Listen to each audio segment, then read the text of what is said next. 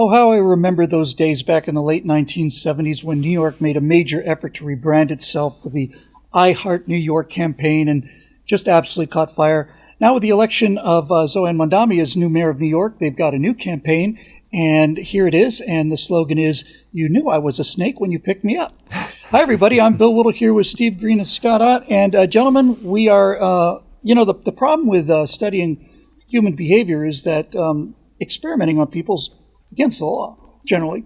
But when they experiment on themselves, I guess that's okay, morally and intellectually. So the people of New York have elected not only an Islamicist, but a communist Islamicist as well, who has promised to do the one thing that has gotten him so much excitement in New York, and that is to actually genuinely stand by socialist principles and turn the what was once the financial spindle of the world into a communist utopia. Steve, I have a bit of a connection to New York. I was born in New York City. My dad's first job in the hotel business was as food and beverage manager at the Roosevelt, and his last job as a hotel manager was a general manager of the Taft. So I'm not like tight with the city, but I know a little bit about it. Yeah. Last time I visited with my dad up there was in the late 70s, and he told me, "Yeah, go out, have a good time. Don't cross this street. Don't cross that street. As long as you stay on this side of that street, that'll be fine." Along comes a Republican by name of Rudy Giuliani and Bill Braxton, and the next thing you know, I'm doing a weekend or worth of editing in New York City, and I'm walking through Times Square at 2:30 in the morning, and it's like a Riverwalk. It's like Main Street, USA, safe as houses, and so on. Well, that Republican governance has lasted for 25 years now, and things are going to get a lot worse. I am actually very happy about this. New York City is not some out-of-the-way podunk place. If my theory about economics and socialism is correct, it's going to be an unmitigated catastrophe, and people need to see enough evidence to get them to change their minds. In fact, I saw this. Let me see if I can look this up, because I want to get the words just right. No, I can't find it. But a colleague of mine over at PJ Media sent me this message that I posted anonymously on Instapundit yesterday, and I'll keep it anonymous. But they live in Connecticut, in a place where you could actually commute to New York, or maybe you could even have your business relocate there from New York. And they sent me this listing.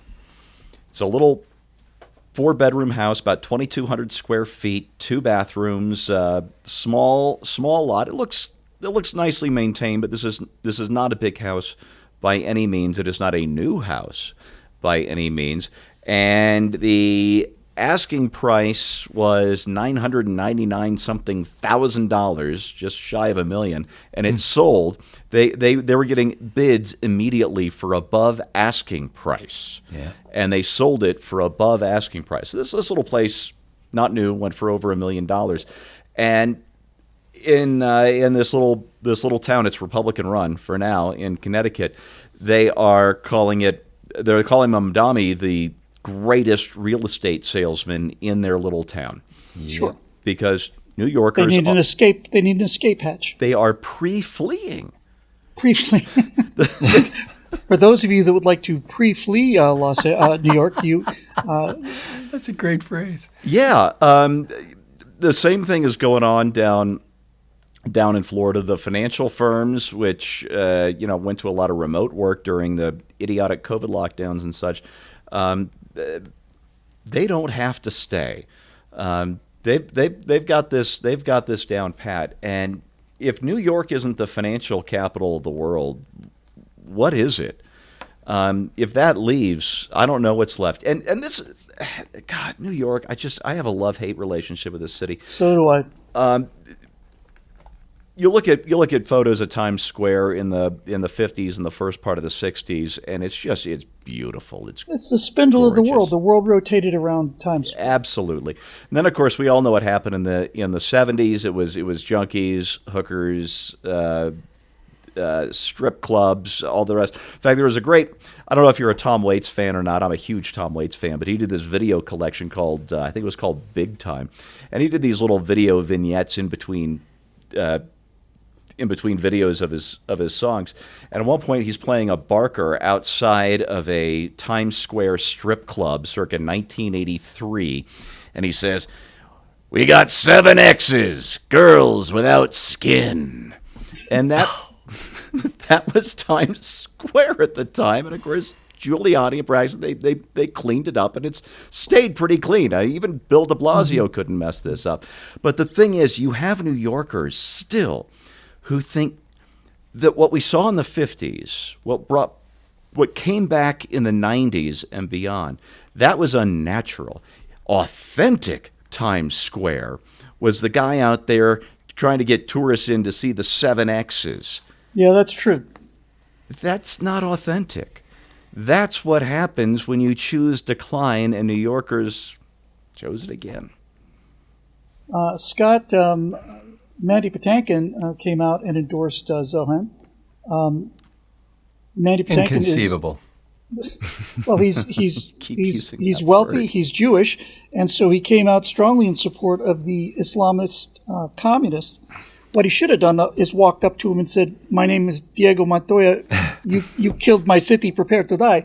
But that's not what he did. He completely endorsed him because, like Steve was saying, he can get out of there if things get bad enough.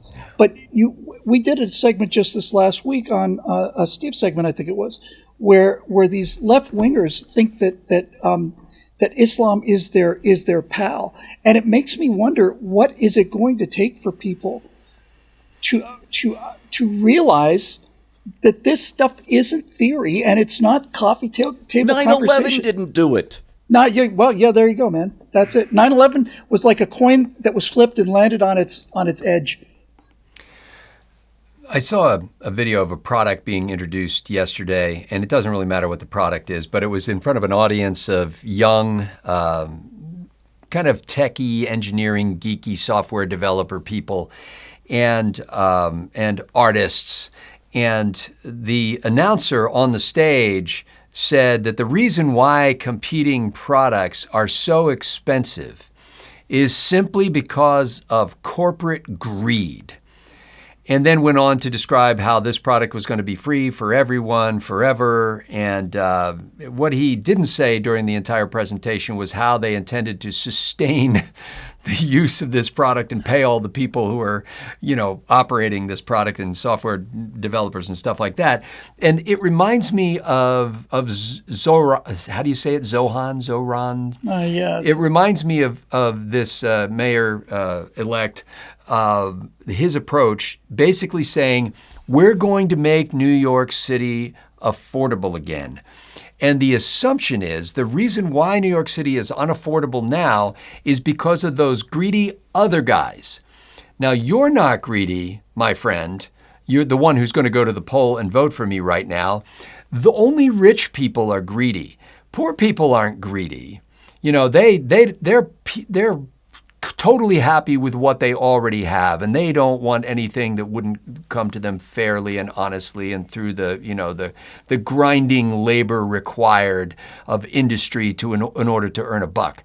And so this pitch that other people are greedy, you're not, and the way we fix that is by forcing the greedy people to not charge market rates for their services. In other words, we're going to suspend the laws of supply and demand, and we're going to require them to charge lower rents. We're going to force those greedy people to pay for services that you will use for free or subsidized, and those people will gladly assume that burden and will gladly forego the profits that their previous risk-taking activities might or might not have brought to them, but now certainly will not bring to them. They're going to do all of that because we're going to chain their leg to a lamppost in Times Square. They can't leave this. How do they think rich people are going to sit around and just take this? You can live in Connecticut. You don't have to live in Manhattan.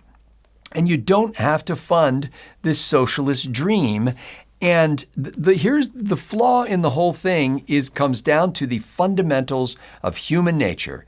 And if you think either humans are basically good or only a certain group of humans are fundamentally bad, and it's those people who've already been rewarded by life's toils with wealth, then you are going to go astray in whatever you say after that.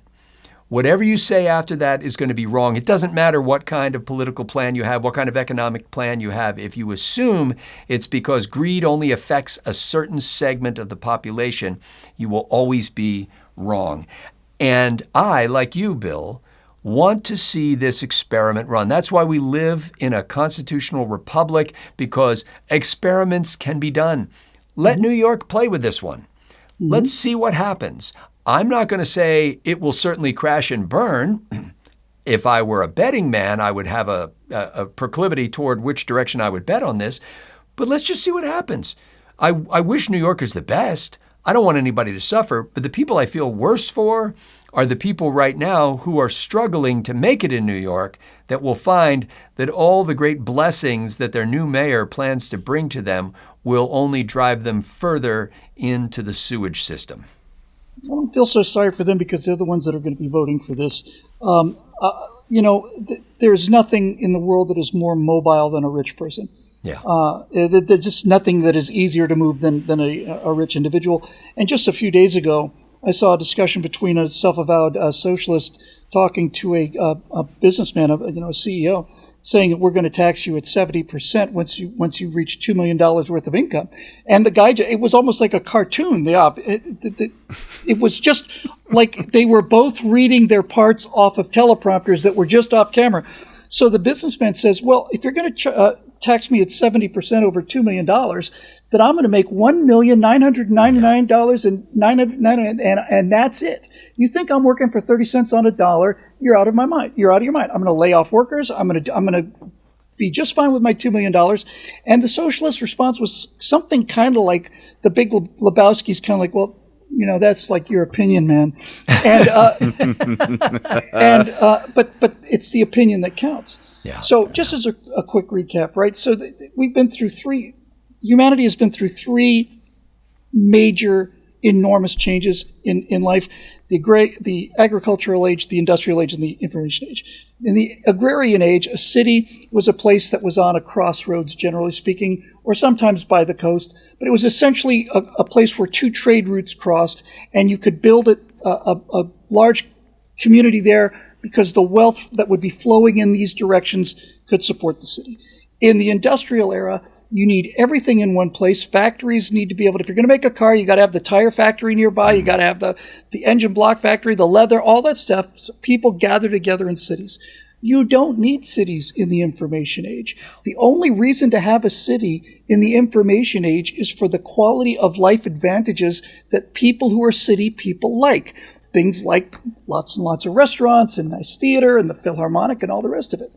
But if the entire city goes completely bottom up because of these insane economic policies, and the streets go back to being what they used to be, and you can't walk the streets anymore, and you can't go out to dinner anymore, and the museums are boarded up because the windows are being smashed every time a policeman arrests somebody, then you have no reason for cities whatsoever.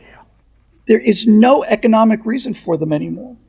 And so New York is going to be kind of like a test bed, except that we saw what happened with the exact same thing in the entire country of Great Britain in the 1960s when the tax exiles, including the Beatles and John Lennon and Elton John and all of these quintessentially British people, got the hell out of Britain because they were taxing them at a 98% tax rate. Yeah.